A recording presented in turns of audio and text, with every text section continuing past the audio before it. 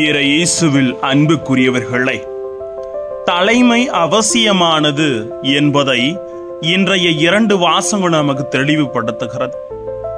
வேலையாட்களை அனுப்ப தலைமை எந்தளவுக்கு சிறமையோடு சிறப்போடும் செயல்பட வேண்டும் என்பதை முன்குறித்தவராகவும், அதே போல முதல் வாசகத்திலே குடும்ப வாழ்வில் தலைமைத்துவத்தை பற்றி யாக்கோபு கூறும் கருத்து, இறைவனோடு போராடி நீர் என்னை ஆசிர்வதிக்காமல் நான் உன்னை விட்டுவிட மாட்டேன் என்ற முழுமையோடு இறைவனோடு போர் புரிந்து ஆசீர்வாதத்தை பெற்ற அந்த மேன்மையை நமக்கு உணர்த்துவது தலைமை அவசியமானது என்பதை முன்குறிக்கிறது.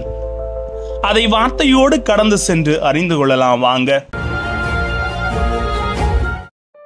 Praise the Lord. இயேசுவுக்கே புகழ், இயேசுவுக்கே நன்றி. இறைவனின் அருட்கரமும் அருள் ஆசீரும் உங்களோடு உங்கள் குடும்பத்தோடு நிறைவாக தங்கிட உங்களை நான் வாழ்த்துகிறேன்.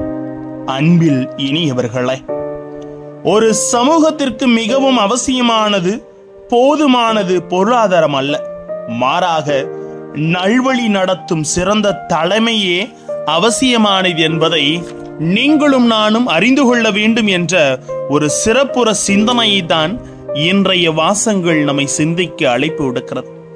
நல்ல நிர்வாகமுள்ள தலைமை இல்லை என்றால் அந்த சமூகம் செழிக்காது. நல்ல இயற்கை வளங்கள் ஒரு சமூகத்திற்கு இருந்தும் அதை ஆக்கப்பூர்வமாக மக்கள் ஏற்றத்திற்கு பயன்படுத்தி வழிநடத்தும் தலைமை இல்லை என்றால் சீக்கிரம் அது வறுமையுற்று சமூகமாக மாறிவிடும். அதேவேளை நல்ல இயற்கை வளங்கள் இல்லாமல் ஒரு சமூகம் இருக்காது.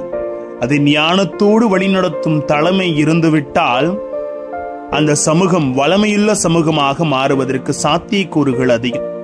ஒரு சமூகம் எப்படி வேண்டுமானாலும் இல்லாமல் வளங்கள் எதுவும் இருந்து விடாமல், ஆனால் நல்ல தலைமை இல்லாமல் இருந்து விடக்கூடாது.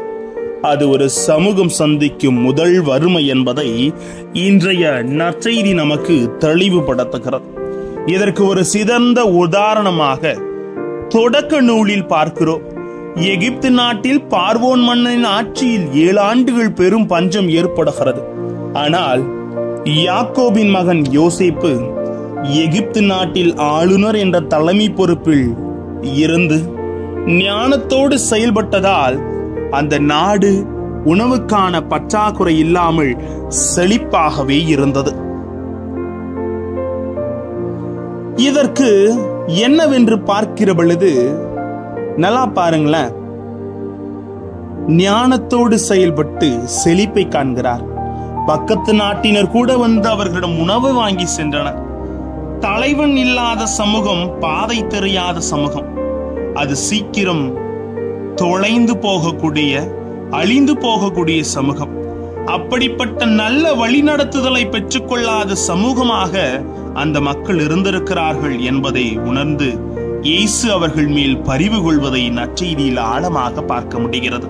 ஆம் அன்புக்குரியவர்களே, ஆகவே அந்த மந்தையின் நல்முறையில் வழிநடத்தக்கூடிய ஆயர்கள் பற்றாக்குறையாக இருக்கிறார்கள் என்பதற்காக வேலையாட்களோ குறைவு, அறுவடையோ மிகுதி.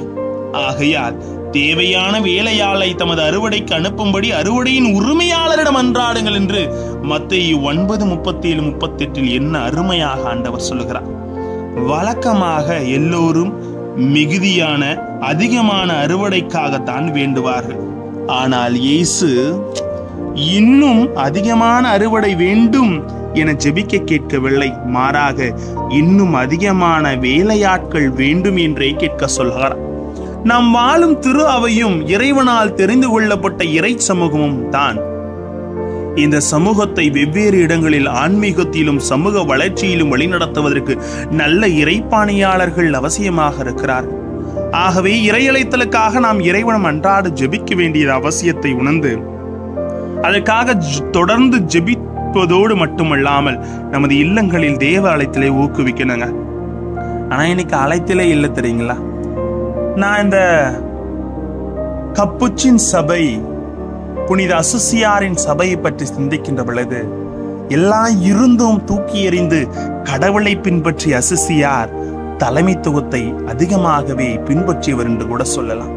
தலைமையிலிருந்து எல்லோரையும் பண்படுத்தி பயன்படுத்திய ஒரே காரணத்தினால்தான் 800 ஆண்டுகளை கடந்தும் இன்னும் இயற்கையிலே அன்பு செய்தவர்களாக, இறைவார்த்தை உணர்ந்தவர்களாக, இறைப்பற்றில் நிலைத்து நிற்பவர்களாக எத்தனையோ மேன்மை செயல்களை கப்புச்சின் துறவற சபை செய்ய இறைவன் அருள் கூர்ந்து கொண்டிருக்கிறார். எனவே வாழ்க்கையில் நீங்களும் நானும் எல்லோருக்கும் தலைமைத்துவம் என்பது கொடுக்கப்பட்டிருக்கிறது. அந்த தலைமைத்துவ பண்பை வைத்து நல்வழியில் பிறரை நடத்துகின்ற மனிதர்களாக உருமாறுவோம், உருவாக்குவோம். ஆசீர் நமக்கு. ஜெபிப்போமா. அன்பு இறைவா, குடும்பங்களிலே தலைமை வகிக்கிற பண்பை பெற்றிருக்கிற ஒவ்வொருவரும் எல்லோரையும் நல்வழிப்படுத்துகிறவர்களாக உருமாறவும், தலைமை என்பது மிகவும் அவசியம் என்பதை உணர்ந்து நல்ல வார்த்தைகளை வித்திட்டு நல் உறவுகளை அறுவடை செய்து உமது பிள்ளைகள் என்பதை நாங்களும் உணர்ந்து அறுவடையோ மிகுதி ஆட்களோ குறைவு என்பதை உணர்ந்து வாழ எங்களோடு தங்கும் ஆண்டவரை பிரைஸ் தி லார்ட்.